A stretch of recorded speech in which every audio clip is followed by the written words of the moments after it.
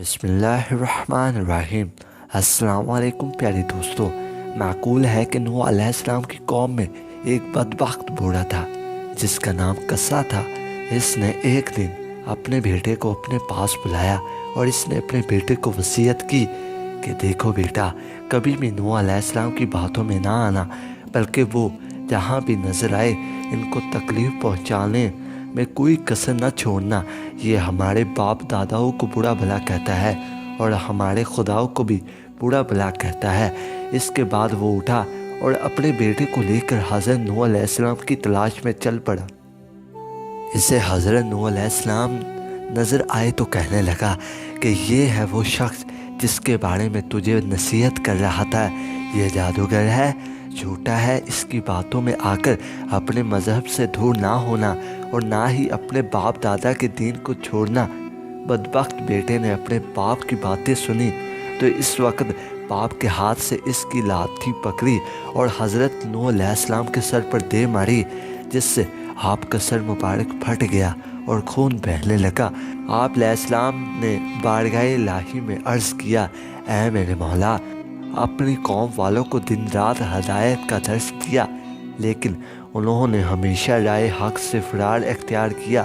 پھر عرض کیا، اے اللہ، اگر تو ان پر نظر رحمت فرماتا ہے تو انہیں ہدایت کا راستہ دکھا، یا مجھے بلاؤں پر صبر عطا فرما، کیونکہ اب طاقت صبر ختم ہو گئی ہے اور ان کی حرکتیں برداشت سے باہر ہو گئی ہے۔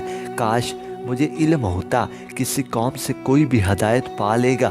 اللہ تعالیٰ کا ارشاد ہوا کہ اب تمہاری قوم میں کوئی ایمان نہ لائے گا، جنہیں ایمان لانا تھا وہ لا چکے۔ اللہ تعالیٰ نے فرمایا، پانے والوں میں سے نہ تو کوئی باپ کی ظلم میں ہے اور نہ ماں کے بچے کی دانی میں۔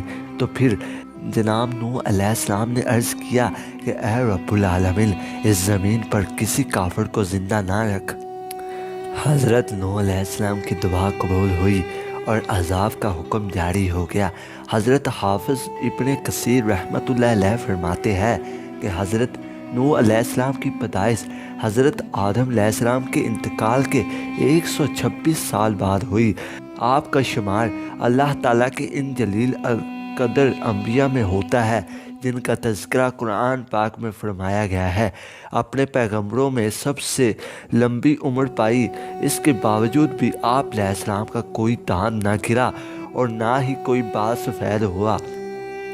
عبادت اور ریاست کا یہ عالم تھا کہ دعوت تبلیغ اور رشد و ہدایت کے باوجود ہر دن رات میں 1000 رکعت نماز ادا کرتے، اور آپ ہی سب سے پہلے نبی ہیں جن کی بد دعا سے ان کی امت ہلاک ہوئی۔ باوجود اس کے کہ آپ کی قوم کے لوگ آپ کو سخت تکلیف دیتے، لیکن پھر بھی نوح علیہ السلام ان کے ساتھ حسن سلوک فرماتے، یہاں تک کہ آپ علیہ السلام ان کے گھروں میں جا جا کر تبلیغ فرماتے، جس کی وجہ سے لوگ آپ کو پاگل اور دیوانہ کہا کرتے تھے۔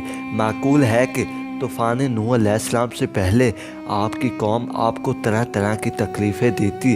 نوح علیہ السلام کو اتنا مارتے کہ آپ علیہ السلام کے جسم کے حصے ٹوٹ جاتے اور نوح علیہ السلام سخت تکلیف سے بے ہوش ہو جاتے، اور وہ آپ علیہ السلام کو اٹھاتے، کمبل میں لپیٹ کر اس خیال سے گھر پر پھینک جاتے کہ آپ مر جائیں گے۔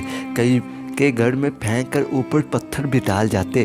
رات کو جبرائیل علیہ السلام آ کر پتھر اٹھا کر پھینکتے اور آپ کو وہاں سے نکالتے، اپنے پروں کو زخموں پر ملتے، جس سے زخم فوراً ٹھیک ہو جاتے۔ اگر دن ہوتا تو آپ علیہ السلام پھر قوم کو گمراہی سے نکالنے کے لیے نکل پڑتے۔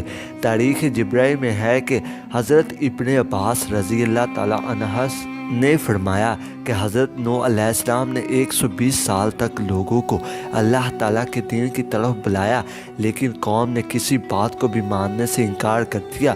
پھر اللہ تعالیٰ نے آپ علیہ السلام کو کشتی بنانے کا حکم دیا، اور جب آپ کشتی بنا کر اس میں سوار ہوئے تو اس وقت آپ علیہ السلام کی عمر مبارک کچھ 100 سال تھی۔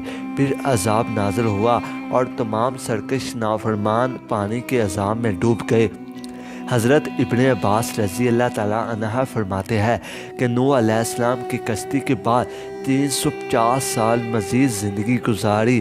حضرت احباب رضی اللہ تعالیٰ عنہ فرماتے ہیں کہ جب حضرت نوح علیہ السلام کی وفات کا وقت قریب آیا تو آپ ایک پہاڑ پر سیر فرما رہے تھے۔ حضرت ملک الموت روح قبض کرنے کے لیے تشریف لائے تو آپ علیہ السلام کے پیچھے پہاڑ پر تشریف لے گئے۔ جب ملک الموت کا سامنا حضرت نوح علیہ السلام سے ہوا تو موت کے فرشتے نے ان سے عرض کیا کہ اے اللہ کے نبی، موت کا وقت آ چکا ہے۔ حضرت نوح علیہ السلام نے موت کی تکلیف کا تصور کیا تو زوردار نعرہ بلند کیا، جس کی وجہ سے جنگل میں سن کر تمام جانور جمع ہونے لگے۔ پھر آپ علیہ السلام نے ملک الموت سے فرمایا کہ مجھے اتنی مہلت دی جائے کہ میں اپنے گھر والوں سے رخصت ہو لوں۔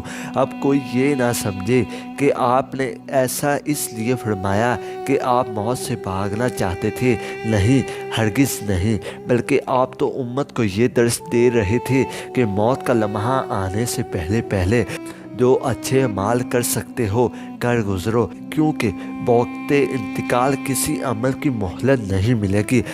جب ملک الموت نے کہا کہ مجھے اس کی اجازت نہیں کہ آپ کو مہلت دی جائے، یہ سن کر آپ علیہ السلام نے فرمایا کہ جنگل میں میری نماز جنازہ کون پڑھے گا؟